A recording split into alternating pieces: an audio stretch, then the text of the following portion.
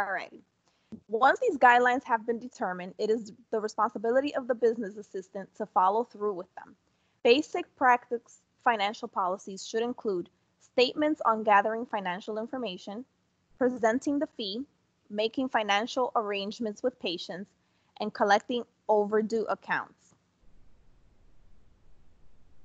Gathering financial information.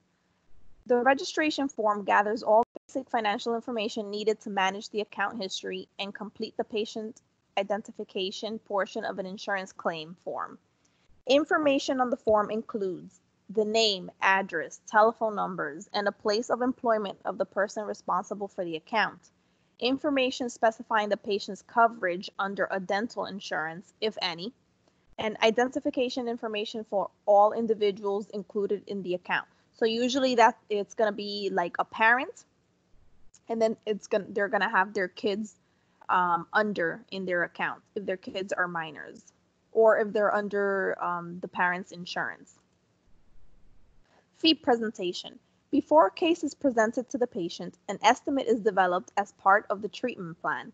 This estimate is prepared in duplicate, which one copy is provided to the patient and the other is retained with the office records. After the dentist has completed the case presentation to the patient, the business assistant may be asked to handle the discussion of the fees involved.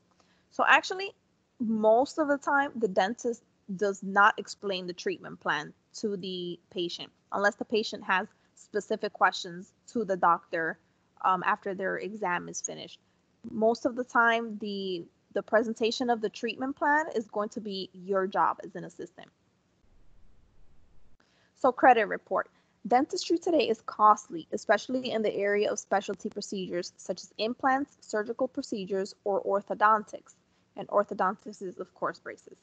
A credit report of the responsible party may be requested. If this is the dentist policy, the responsible party should be informed before application of the credit report. Consumer credit report agencies, commonly referred to as credit bureaus or agencies, provide a financial profile of the patient.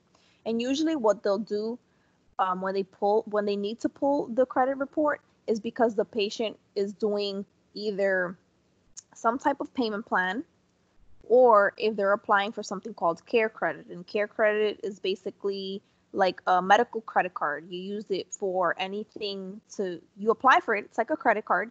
And then you use that card to pay for your services, whether it's dental or medical.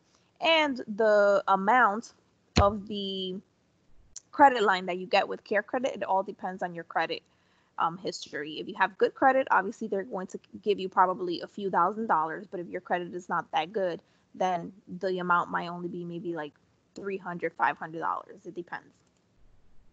Making financial arrangements. Financial arrangements are made with each patient when professional services are performed. These arrangements should be made before treatment is initiated, except in such instance as emergency treatment. The arrangements should be reasonable to both parties, and the arrangements should be made in a private setting, which means nobody needs to hear what type of arrangements you're making between the office and another patient. So accounting. Accounting is the means or process of recording, classifying, and summarizing financial transactions. Bookkeeping is recording the account process. So I have a question. What two types of bookkeeping systems are used in the dental office?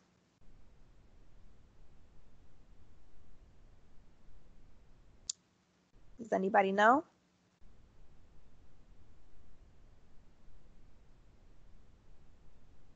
Accounts what and accounts what?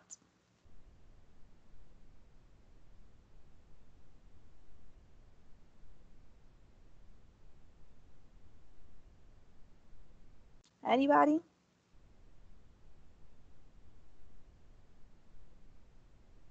Okay, so the answer to that is accounts receivables and accounts payable. Those are the two types of bookkeeping systems. Okay, so let's talk about accounts receivable.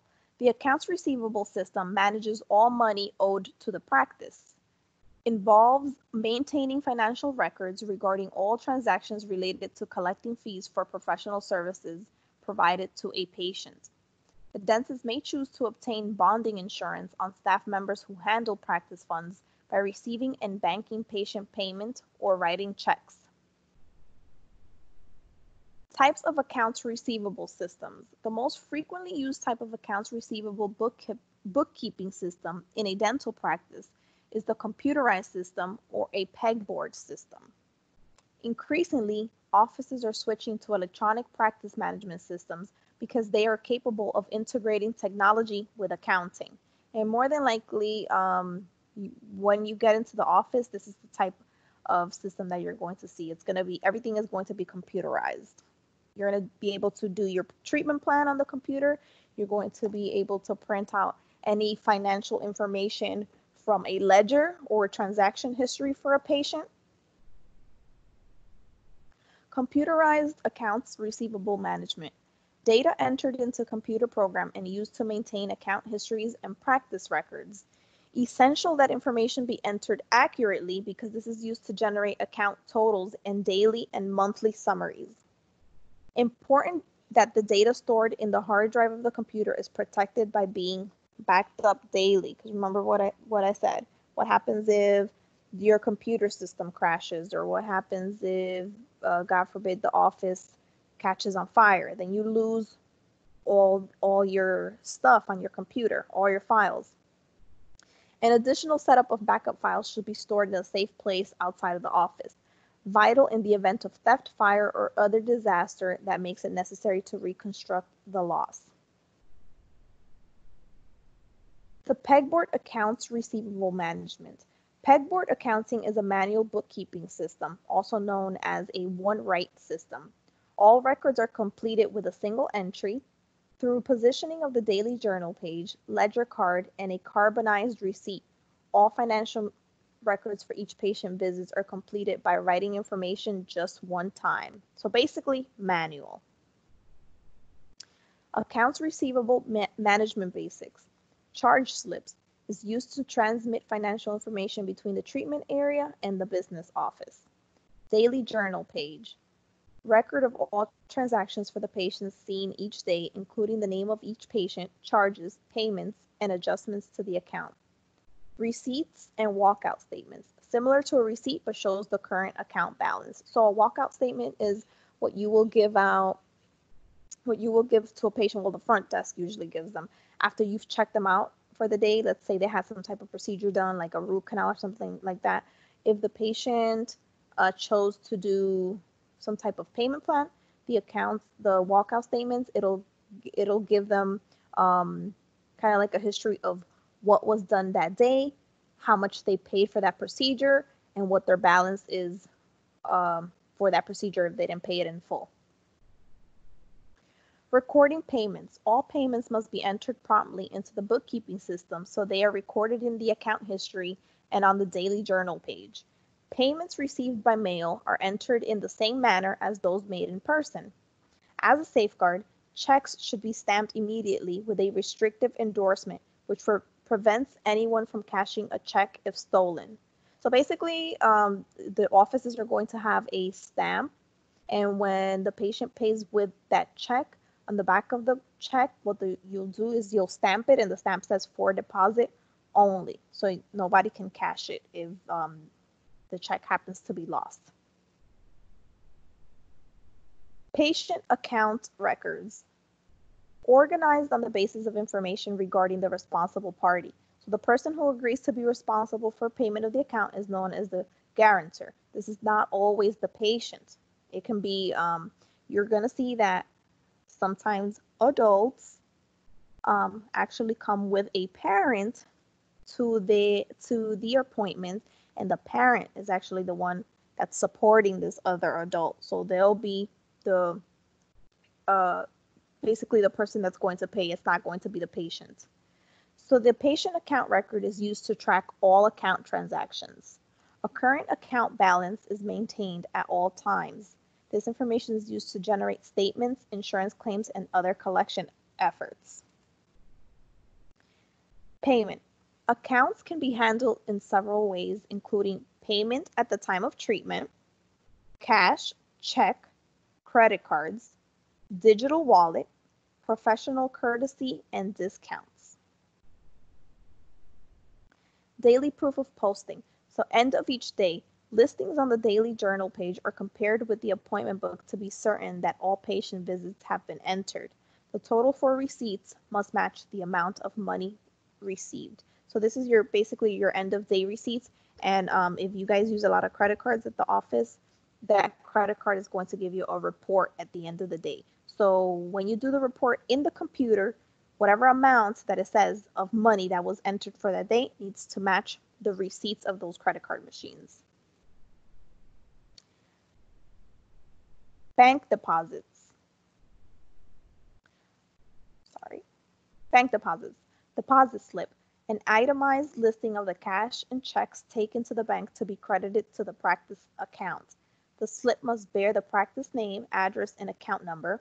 The slip must be eligible. Cash is listed together, and checks are all listed together.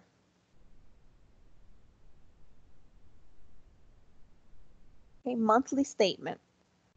A request for payment of the balance due on the accounts receivable. Under this plan, the patient is expected to pay the balance in full on receipt of the statement. So cycle billing. Statements for patients with last names in each part of the alphabet are mailed at specified times during the month. Divided payment plans. The patient pays a fixed amount on a regular basis. So this is what I was talking about earlier. The patient does a payment plan. So what happens is it's the office's choice or policy of how many payments they can do, how many months they can divide a payment for a patient, and it also depends on the amount. So let's say a patient, they're getting treatment done and the treatment is $1,000. They'll say, well, you have to give $500 down today, and then we can divide the other $500 in 2 payments. So the patient will pay $500 today, and then the next month $250, and then the next month $250. What methods of payment can a patient use to pay on an account? Does anybody know?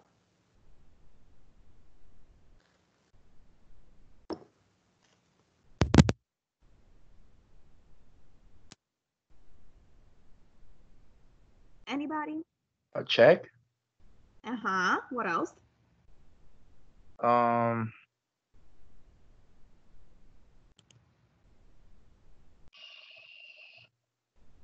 What forms of payment do you guys use anywhere else?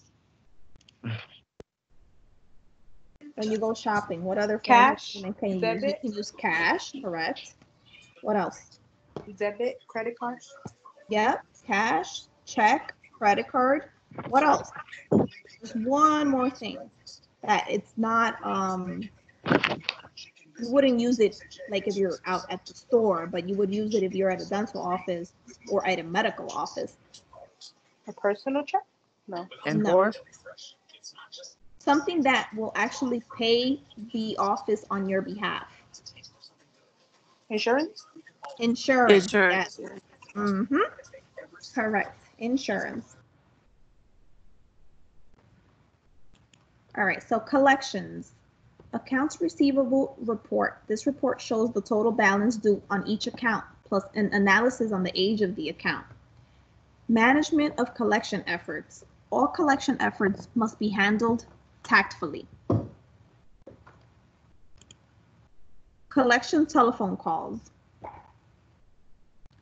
When placing a collection call, have all necessary information ready before making the call. So you need to have the exact amount that is owed, the payment due date, and previous conversation notes. So anytime that you call somebody for collections, you have to make a note in their ledger in the computer that you spoke to this person on so-and-so date, what they told you, what you told them, etc., etc. So that every time that that person is called, you can go back and look on the note of what happened during the previous conversation, even if it wasn't you that were called them specifically. Collection letters should be firm, positive, and businesslike. Make every effort to persuade the patient to pay the debt. Allow patient to avoid embarrassment. Final collection options. The final decision on regarding turning accounts over for collection must be made by the dentist. An account is never turned over without the dentist's specific approval. So if, let's say your office is going to have a policy that maybe an account that's past due 60 days will be turned over to collection. So that's just the policy. You don't have to have it approved by the dentist. You just know that after 60 days, if the account still has a balance on it, it's sent over to collections. Collection agency. A collection agency makes additional efforts to collect the balance on an overdue account. The agency's charge is a percentage of the amount collected, and this is deducted before the balance is remitted to the dental office. Some attorneys also attempt to collect overdue accounts in exchange for a percentage of the amounts collected. Small claims court. Another option is to take the debtor to small claims courts. Sometimes arrangements are made so that the business assistant, not the dentist, appears for the hearing. One drawback to the option of seeking a small claims court judgment is that even if the court rules that the debtor must pay, it is still up to the practice to collect the amount of the judgment. So basically, it's just like a waste of time. Collection letter follow-through. The timetable. 30 days, a statement including financial arrangements is sent. 60 days, a second statement is sent, accompanied by a kind printed collection message or a telephone call. 75 days past due, another telephone call is made and an amicable collection letter is sent. So after 90 days, a third statement is sent with a stronger collection letter, noting that the account will be turned over to a collection agency for action. 105 days, a telephone call is made stating, unless account is paid by a specific date, account will be turned over to a collection agency for action.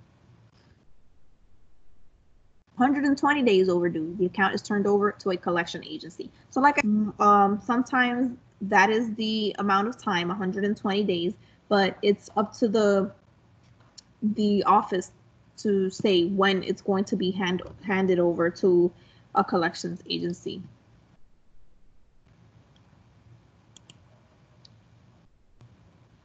Okay, so what is the time frame for an office to begin collections efforts?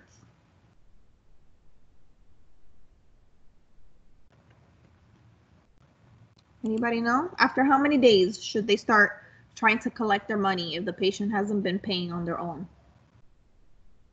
30 days. 30 days, good. Okay. Accounts payable management. All the money that is owed by the practice, expenses and disbursements determine the cost of doing business in the dental practice. So expenses are called overhead. As these expenses are incurred, they become accounts payable. Disbursements are the payments made for these accounts payable. Dental office overhead. So there's two things. There's a fixed overhead and then there's a variable overhead. So fixed overhead means that it's going to be the same month after month. It's not going to be a surprise. So business expenses that continue at all times, including rent or mortgage, utilities, insurance, and salaries. Most of those always remain the same. Variable overhead, expenses such as dental and business supplies, independent contractor fees, laboratory fees, and equipment repair fees. And those are variable because they change all the time. What you ordered this month, if you had a very busy month, maybe next month you have to order double, so that changes. If you had to have somebody come in and look at, let's say, the roof of where your office is, that's an independent contractor, so that's a variable overhead because you didn't know that you were going to have to do that. Laboratory fees, it all depends on how many crowns, bridges, etc. you sent over to the lab for that month. Gross versus net income. So gross income is the total of all professional income received. The net income is the gross income minus all practice related expenses. So basically gross income is all the money that you receive in total. And then the net income is the money that you're going to have left over after you pay all your debt or expenses that you had for that month. Disbursements. Effective management of a dental practice requires organized handling and prompt payments of all bills for practice-related expenses. A certified public accountant, so CPA, is often employed on a retainer basis. It will be the CPA's responsibility to handle the major financial records, such as annual profit and loss statements, tax returns, and other government reports. Packing slip. It's an itemized listing of the goods shipped and the recipient of the shipment. So a packing slip is basically inside anything that you order. There's a slip, it has a receipt, it has the name of what you ordered, the quantity that you ordered, and the price of it. An invoice is the detailed list of goods shipped and services rendered, is an itemized bill. So an invoice is basically going to tell you, okay, so I'm charging you $20 to fix this high speed, $35 to change your light bulbs, $40 for me to just come all the way out here. That's a detailed list of, that's an itemized bill, okay? So statement is a summary of all charges, payments, credits, and debits for the month. Organized expenditure records. Statements and invoices that have not yet been paid are placed in the accounts payable folder. As part of the organization of expenditure records, expenses are classified into categories. These usually include groups such as professional supplies, laboratory fees, salaries, rent and maintenance, utilities, and business office supplies. At the end of the year, this expense documentation is removed and filed in the same categories with other business records for that year.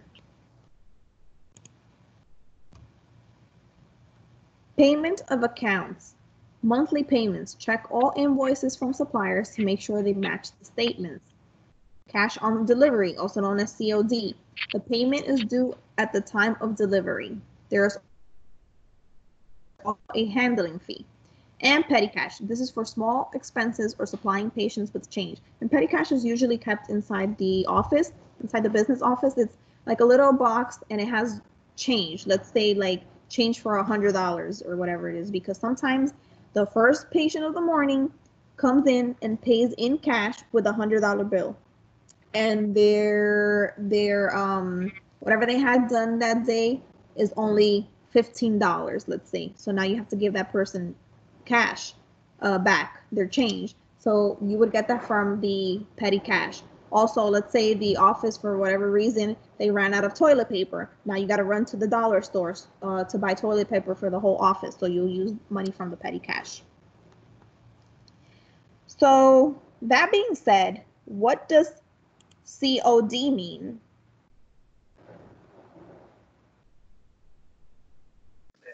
Cash on delivery. Correct. Cash on delivery is required. Good job. So check endorsement. Before the payee can receive cash for the check, he or she must endorse it, which means they must sign it. With a restrictive endorsement, the check can be deposited only to the account of the named individual. A rubber stamp with the appropriate restrictive phrase and the payee's name may be used in place of the payee's signature. As a safeguard, such a restrictive endorsement should be placed on all checks as soon as they are received. Stop payment order. If the maker of the check, for various reasons, does not want the bank to pay a check he or she has written, the maker may request that the bank issue a stop payment order for the check. The written stop payment order must reach the bank bookkeeper before the check is presented for payment. So basically, before they have to request the stop payment order before the office deposits the check, or before they even, they post that money onto the account. The bank charges for this service.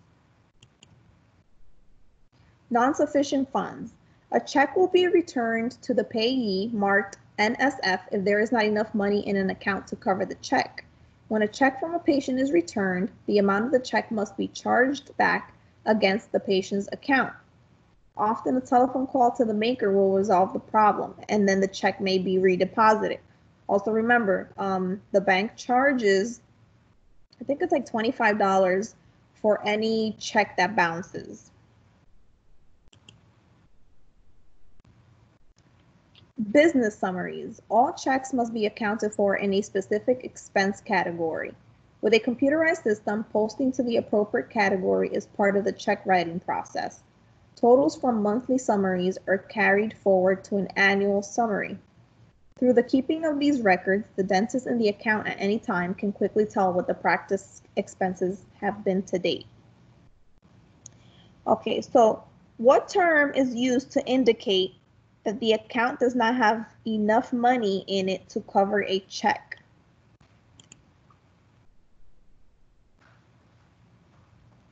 Anybody? We just spoke about this. Non-sufficient funds. What is it? NSF. NSF. Non-sufficient funds.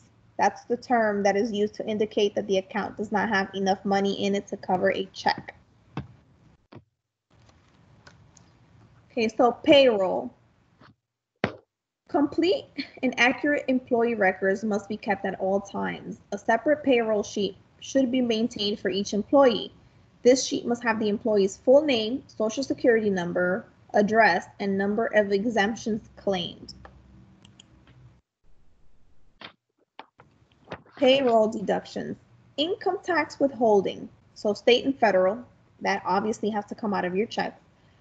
Federal Insurance Contributions Act, commonly known as Social Security, that also has to come out of your check automatically. And any other deductions, like if you have to pay child support, or I think if you owe the IRS, I don't know if they withhold your whole check or just portions of it. And that's the government part. So dental insurance. Now we're going to get into dental insurance. A plan that assists a patient financially with the cost of dental care. A person can obtain dental insurance, a traditional dental care insurance plan, a managed care dental insurance plan, or government programs such as like Medicaid and Medicare. And Medicaid and Medicare are two different things. Medicaid is usually for children and pregnant women under a certain age. And then Medicare is usually for retired people that are retired already, that are living off Social Security, or people that have been deemed like disabled, that they can't work. That's usually what Medicare is for. Managed care dental insurance plan, capitation plans, preferred provider organizations. So those are called the PPOs, and those are the ones that the doctors really like, because PPOs, the patient basically pays a percentage of it, and then the insurance will pay the rest. And the patient has the choice that they can go anywhere they want. They don't have to be specifically assigned to an office, to a certain office. So exclusive provider organizations, direct reimbursement plan, individual practice associations, Patient Protection and Affordable Care Act, and government programs. Okay, so the parties involved in dental insurance, the patient or the subscriber, and this is the person who carries the plan.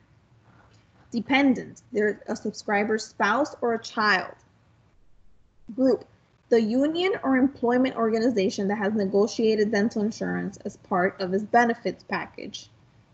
Carrier, the insurance company that pays the claims and collects the premiums. And provider, the dentist who renders the treatment to the patient. And once you get into the office, you'll learn a lot more about insurances. It's really not that complicated. It's just that certain type of insurances require different things, but you'll start doing it so much over and over again, and then you start dealing with almost always the same insurances that that'll be like, you'll know it like the back of your hand eventually. How benefits are calculated. The usual, customary, and reasonable fees. So a usual fee is the fee that the dentist charges for a given service. The customary fee is a fee within the range of the fees charged for the same service by dentists with similar training and experience within the same geographic area. So let's say I'm a dentist here in Kissimmee, and I charge $15 for a cleaning. So there's a dentist across the street from me, and they charge $15 as well. So that's a customary fee. It's the fee is basically kind of the same for the area. Now, if I go to, let's say, Windermere or Winter Park, then that fee over there, their customary fee might be $60 for a cleaning, because it all depends on the area.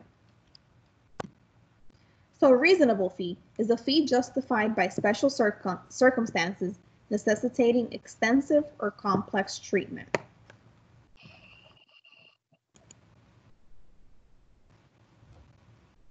The schedule of benefits. This is a list of fixed specified amounts that the carrier will pay toward the cost of covered services. The patient is responsible for the difference between what the carrier will pay and what the dentist actually charges. So this is also, yeah, it's pretty self-explanatory. So let's say the patient is getting a cleaning, and the cleaning is $50, but the insurance is only going to pay $15 out of those 50. So the patient is responsible for the other 35. Okay. Fixed fee schedule. This is an established fixed fee for any treatment received by the patient. The dentist must accept the amount paid by the carrier as payment in full. So let's say, again, you go to get a cleaning done, but the dentist, your insurance only pays $50 for the insurance, but the dentist charges $65 for the cleaning. The dentist has to accept that the insurance is only going to pay $50 for that cleaning, and they won't charge you anything else. They won't charge you the difference, basically.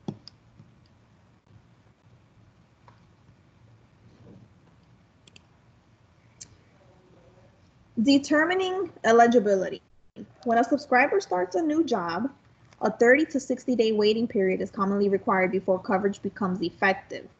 So if a subscriber changes jobs, is laid off, or retires, his or her coverage is customarily terminated within 30 days of the change. So they still give you those extra 30 days after you've been laid off or fired or switched jobs, etc.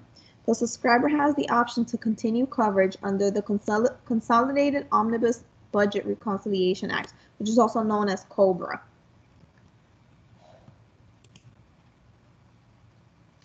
Determining the benefits. Information that explains the coverage under a specific plan is found in the benefits booklet. In benefits booklet, they send this to everybody that has insurance. It tells you what they cover, what they don't cover, where you can go for these treatments, where the doctors are, etc. Do the patients ever look at that? Not really. And then that becomes a problem for the office and for the assistant and for the patient. Limitations. The least expensive alternative treatment. Dual coverage. Determining primary and secondary coverage. The birthday rule. Coordinating of benefits and non-duplication of benefits.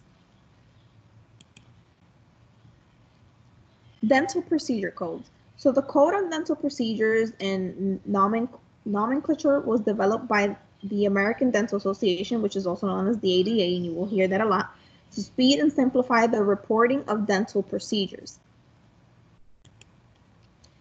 Those codes are provided in Current Dental Terminology, which is CDT, which is published periodically by the ADA. And that means that they have to keep switching it because codes are either changed or are added.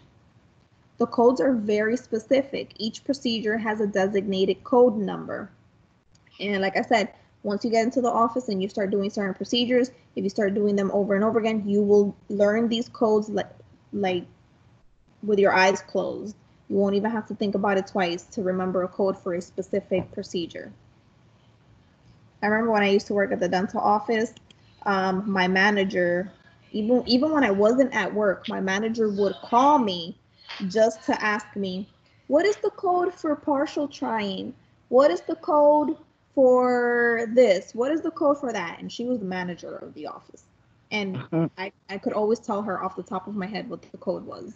because I used to do it so much, we memorized them. Claim forms. Claim form preparation.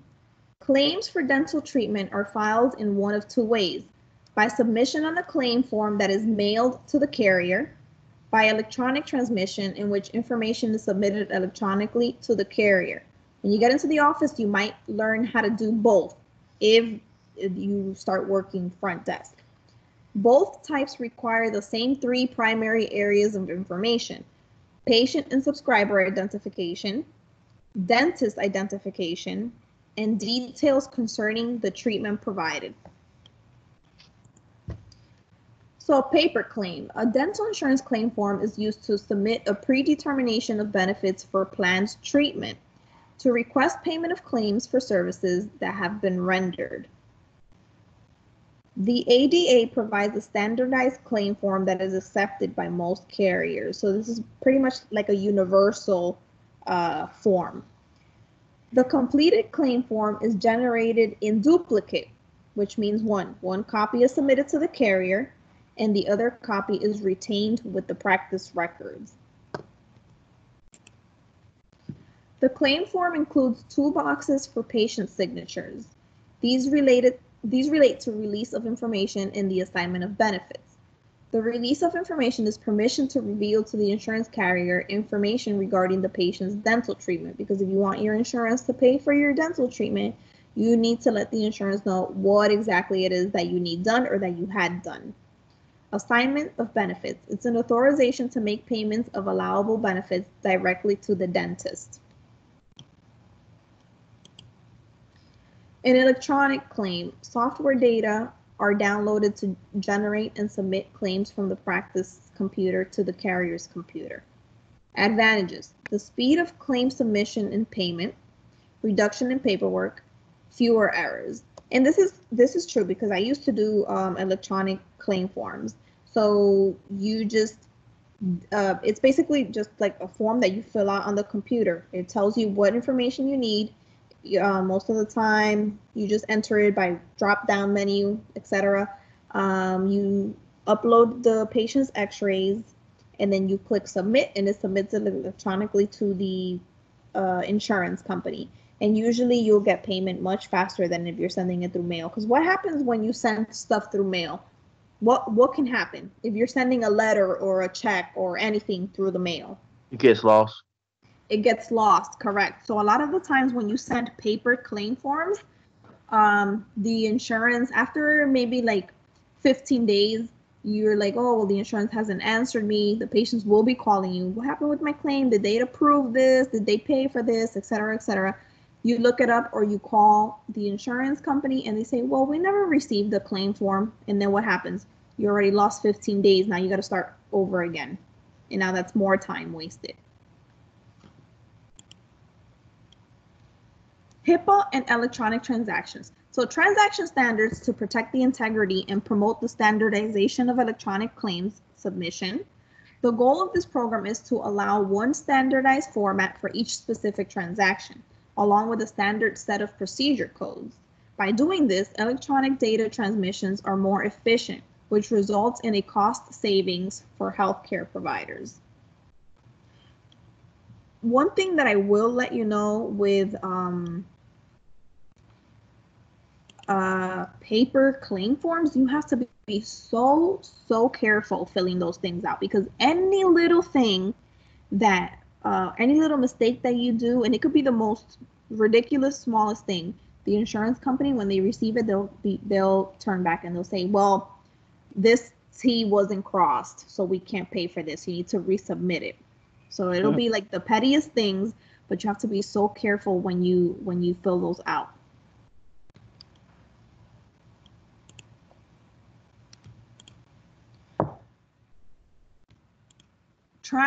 Claim form processing. So it may be necessary to file a predetermination for planned treatment. So what does predetermination mean? Anybody know?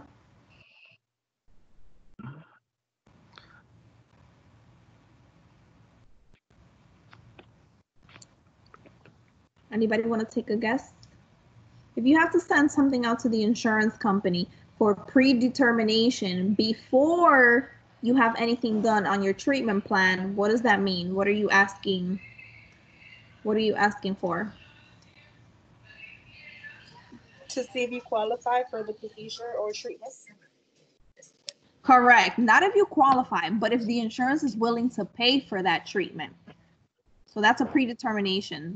Sometimes, especially with PPO insurances, preferred provider organization insurances, even though they pay more, they want you to submit the treatment plan that they're supposed to be paying for before you do any treatment, just to make sure that they're going to pay what they say they're going to pay, because there's gonna be a lot of times that if you don't submit the predetermination, what's gonna happen is that let's say in the system, when you enter the patient's insurance or in their benefits booklet, it's gonna say, well, the insurance will pay $800 for a $1,000 root canal. But when you go ahead and do the root canal and then you submit it to the insurance says, no, we're not going to pay $800. We're only going to pay $500. So what's going to happen with the remaining $500 that wasn't paid for? What do you think happens with that? Comes out of the pocket, right? Exactly. The patient is going to have to pay for that. So if in the beginning with the treatment plan, you told the patient, well, the root canal is $1,000, the insurance is going to pay $800, and you're only going to be responsible for $200, and then you come back and say, oh, the insurance only paid $500, now you have to pay $500 out of your pocket. How do you think the patient is going to act? I'd be upset about that. Exactly. They're going to be upset. So that's why it's important to sometimes send out for those predeterminations, because you want to make sure that the insurance is going to pay what they say they're going to pay. So all charges are entered into the patient's account history or ledger. A claim for payment is submitted to the insurance company.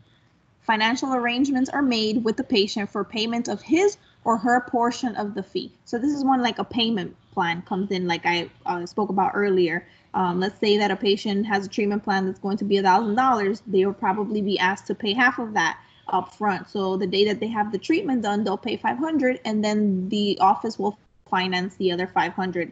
However they feel like they should finance it. They can finance it $100 a month for 5 months, or $250 a month for 2 months, etc. It all depends. Tracking claims and process. Claims that have been submitted for predetermination but have not yet been returned. Claims that have been submitted for payment but have not yet been paid. Charges for claims that have been generated but have not yet been submitted, and claims that have been returned for any reason and have not yet been resubmitted. So remember what I said, sometimes claims will come back for the pettiest thing. They'll say, oh, this information was missing, this x-ray didn't show the correct tooth, etc. So it's very important that when you send out those claims, you have every single thing that you need, because they will come back and won't want to pay for it if there's the slightest thing, the slightest mistake, I mean. So payments for insurance carriers.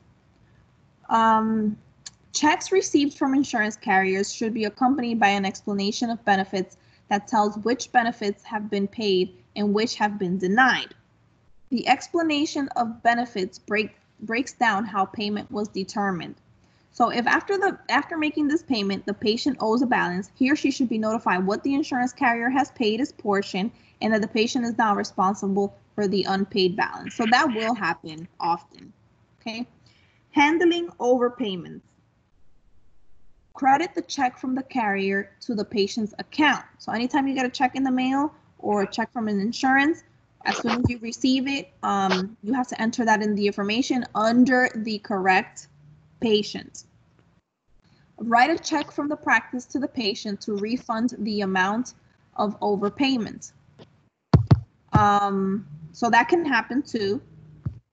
It depends, like if you overcharged the patient, or if the insurance paid too much and the patient had already paid their portion, you'll write a check from the office to the patient of repaying them, and make an entry on the account ledger if there's a credit or if money was given back to the patient. So insurance fraud.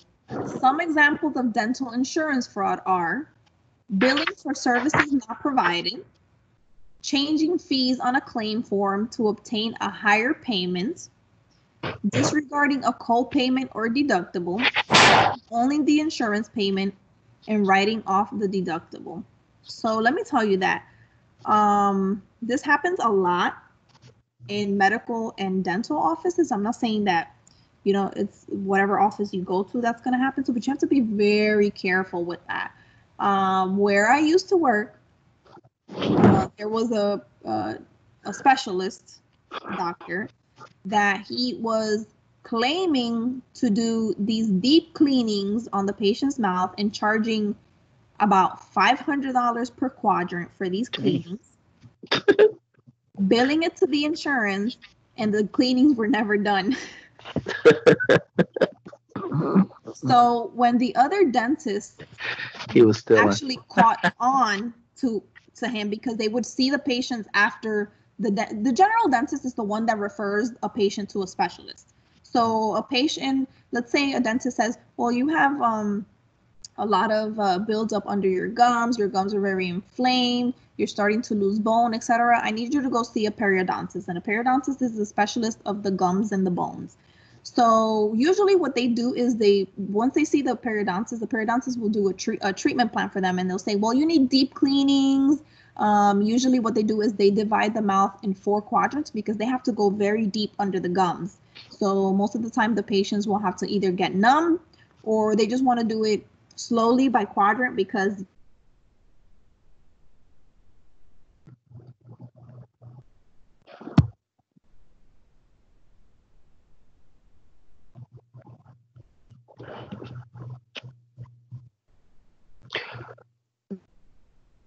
the general dentist re-evaluates your gums, and they'll go ahead and do the crown or this bridge when the dentist looks at your gums and re-ins again, and they see that supposedly these deep cleanings, because they see it on the patient's treatment plan as completed, they see it on the patient's ledger, they see that the patient paid for it.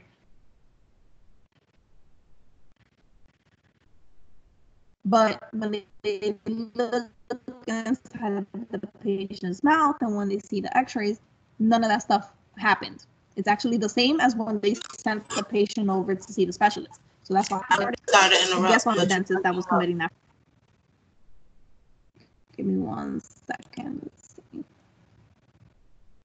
I thought it was my computer, but yeah, you're breaking up, and then it went blank, and then it came back. Oh my goodness, what is this? My computer is probably my computer because it's not responding at all to anything. Let me just stop this right here. All right, let's